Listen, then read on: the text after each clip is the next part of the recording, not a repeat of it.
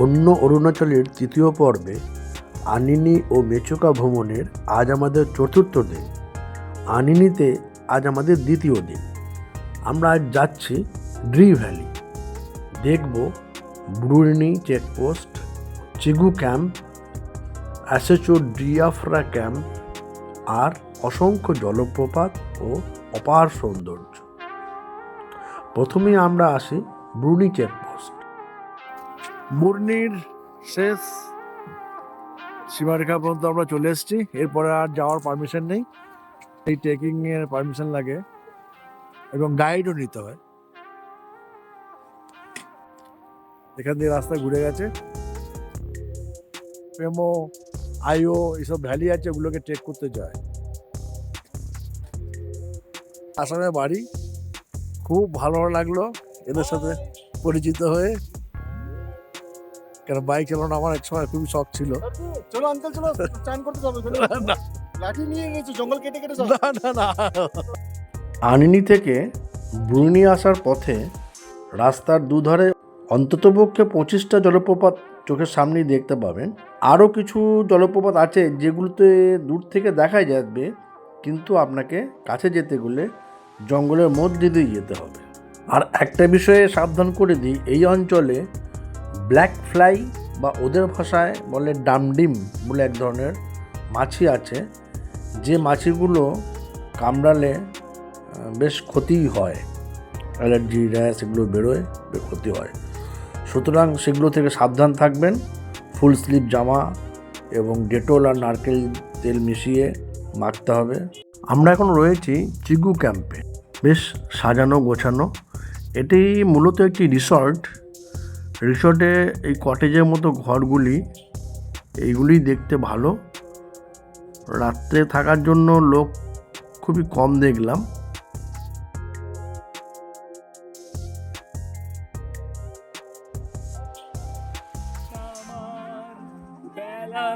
সবাই মিলে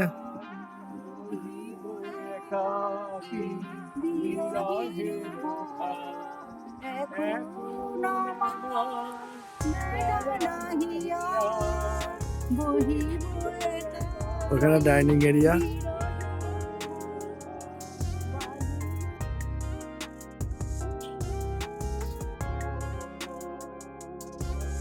ড্রি নদীর ধারে ওয়াচ টাওয়ারে এই যে ওয়াটারফলস আর ওই পাহাড়।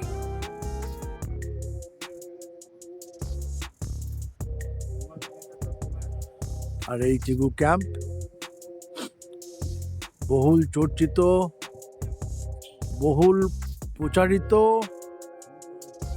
তবে সত্যি জায়গাটা ভালো। আরেকটা ওখানে হচ্ছে মাটু ফলসের কাছে আরেকটা এরকম রিসর্ট হচ্ছে, এটা একটা ওয়াচ টাওয়ার, এই গাছটাকে নিয়ে ঘিরে করেছে, দেখতে বেশ ভালোই, কনসেপ্টটা সত্যিই ভালো। আর এটা ড্রি নদী বয়ে চলেছে।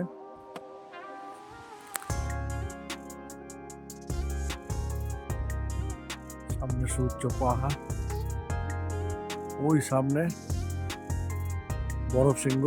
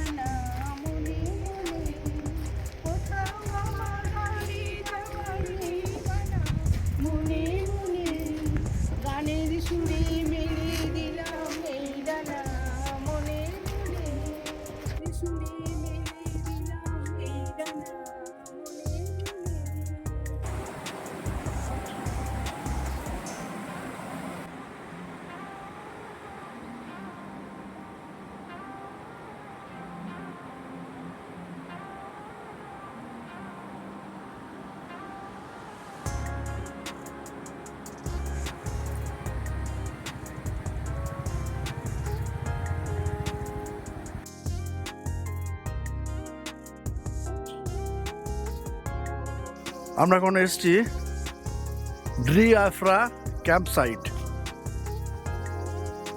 এখানে থাকা খাওয়া সবই ব্যবস্থা আছে। ওই যে কটেজগুলো 5,000 করে বলছে। আর এই যে এই কটেজটা, ওগুলো অ্যাটাচ বাথ, ওই কটেজগুলো অ্যাটাচ বাথ, কিন্তু এইটার অ্যাটাচ বাথ নয়, এটা একটু ডিসকাউন্টেড প্রাইসে হবে। আর টেন্টগুলো 800 টাকা করে পার হেড থাকার জন্য, কিন্তু টয়লেট বাইরে, ওই যে ওগুলো টয়লেট, এই যে টয়লেটগুলো ওখানে যেতে হবে, অ্যাটাচ নয়। খাওয়ার রেস্টুরেন্ট ওই উপরে। জায়গাটি অবশ্যই খুবই সুন্দর। আমরা ব্রুনি চিগু ক্যাম্প দেখে তারপর এখানে এসেছিলাম, তো সকলেই তাই করে এবং এখানে এসে লাঞ্চ সারে। এখানে রাতে থাকার লোককেই দেখলাম না। এখানটা একটু বিচের মতো করেছে, আর ওরা র্যাফটিং করে আসছে।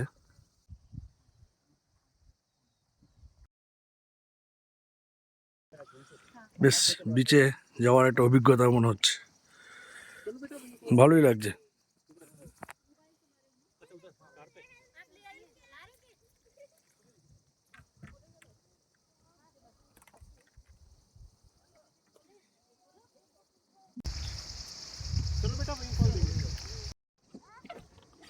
ড্রি নদী,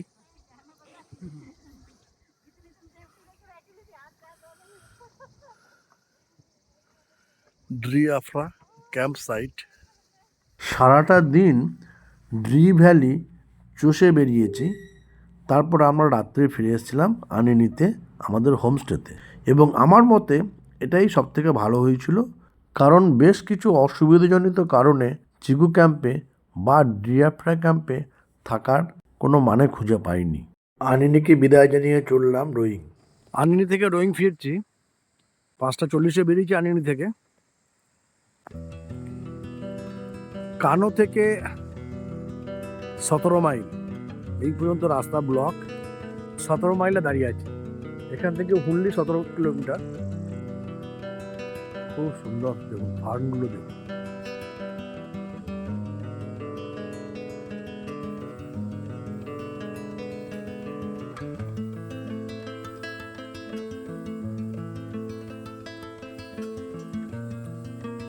এই গাড়ির লাইন,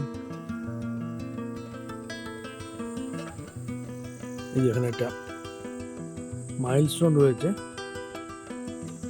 এই মাইলস্টোনটা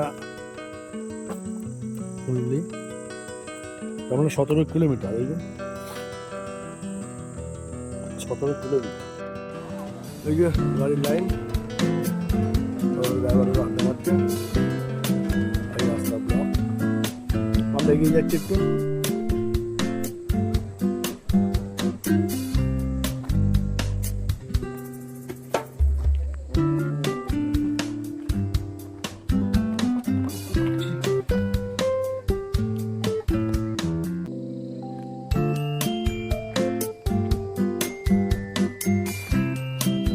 আমরা এখন রোয়িং ঢুকে গেছি।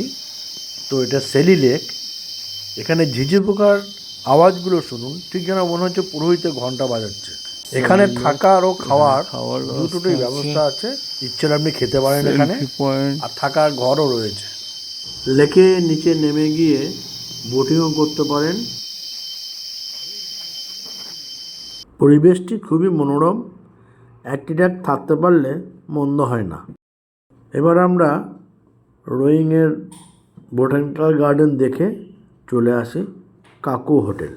41 বছর আগে বাংলাদেশের ঢাকা শহর ছেড়ে জীবিকার সন্ধানে ঘুরতে ঘুরতে রোয়িংয়ে এসে থিত হন গণেশ কুণ্ডু। তিনি ও তার স্ত্রী দুজনে মিলে একটি ছোট্ট গুমটিতে রান্না করে লোককে খাইয়ে আনন্দ পেতেন আর তার জীবিকা নির্বাহ করতেন। সেই ছোট্ট গুমটির কাকু হোটেল আজ মহিরুহে পরিণত। খাওয়ার পর আমরা লোকাল সবজি মার্কেটে একটু ঘুরলাম। এগুলো অর্গানিক সবজি এবং লোকালরাই উৎপন্ন করেন। এই ছবিটি শর্মা সুইটসের মালিকের সাথে। রোয়িংয়ে খাবার আরেকটি খুব ভালো জায়গা এই শর্মা সুইট। রোয়িংকে বিদায় জানিয়ে আমরা এখন আলোর পথে। রোয়িং থেকে আলো যাচ্ছে। দাঁড়িয়েছি ব্রহ্মজিৎ ব্রিজের ওপরে, নিচে দিবাং রিভার, আরো দূরে পাহাড়। আমরা ওই দিক থেকে এলাম রোয়িং হয়ে। কি অদ্ভুত সুন্দর দৃশ্য। এটা দিবাং নদী।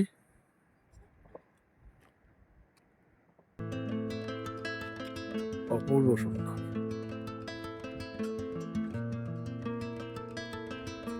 আর এদিকে আমরা চলে যাব আলো।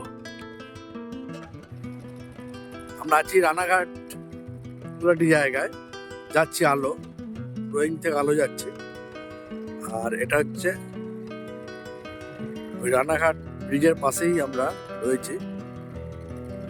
রানাঘাট ব্রিজ ক্রস করেই বাঁ দিকে চলে যাচ্ছে বাসিঘাট, আর ডান দিকে ডাম্বুক শিলুক হয়ে চলে যাচ্ছে আলো।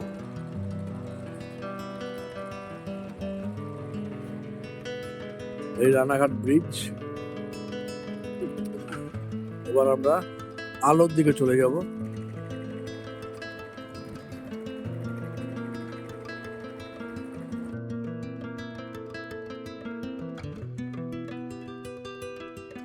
আমরা এই রানাঘাট ব্রিজ ক্রস করে এসে এখানে এই ব্রিজের সিয়াং নদীর ধারে বসে ব্রেকফাস্টগুলো সেরে নিলাম। আমাদের রোয়িং থেকে নিয়ে আসা বেকারি আইটেম, কিছু ফল, মিষ্টি, ওই দিয়ে আমরা ব্রেকফাস্টটা সেরে নিলাম।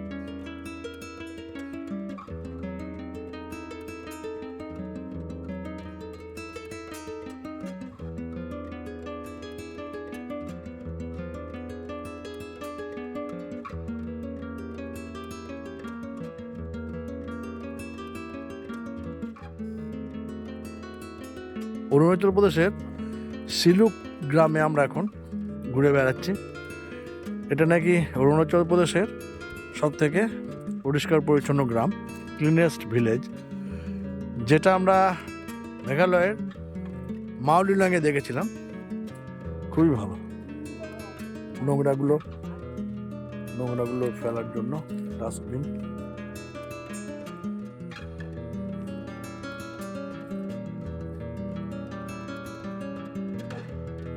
ক্লিনেস্ট ভিলেজ শিলুকে রয়েছে। এই শিলুক ভিলেজ ভালোই লাগছে। এটি শিলুক প্রাইমারি স্কুল, আর এটি শিলুক গ্রামের একটা বাড়ি। তো আমরা এই শিলুক সেলফি পয়েন্ট, পিছনে আনারসের বাগান, এই জায়গাগুলোতে আনারস আর কমলালেবুর চাষ প্রচুর হয়। আমরা যখন গেছিলাম তখন সবে পাকতে ধরেছে। তাছাড়া বমজিরের আগে ডাম্বুক বলে একটি জায়গা আছে, সেখানে এই বছরের শেষের দিকে অরেঞ্জ ফেস্টিভ্যাল হয়। এইগুলো তো রাস্তার ধারে বাজার, আর কীভাবে মাছগুলোকে শুকোতে দিয়েছে দেখুন।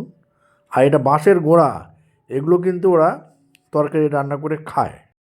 তো আমরা এইভাবে ঘুরতে ঘুরতে এসে কেকার মনিং বলে একটা জায়গায় চলে এসেছিলাম, যেটা সিয়াং নদীর ধারে রাউটিং বলে গ্রামের পাশেই। তো এটা একটা মাউন্টেন ক্লিফ। 1911 সালে এখানে ইন্দো অবর যুদ্ধ হয়। সেই যুদ্ধে আদি উপজাতিরা ইংরেজদের বা ব্রিটিশদের হারিয়ে দেয়। তো একটি স্ট্যাচু তৈরি হয়েছে তাদের উদ্দেশ্যে, স্মৃতির উদ্দেশ্যে।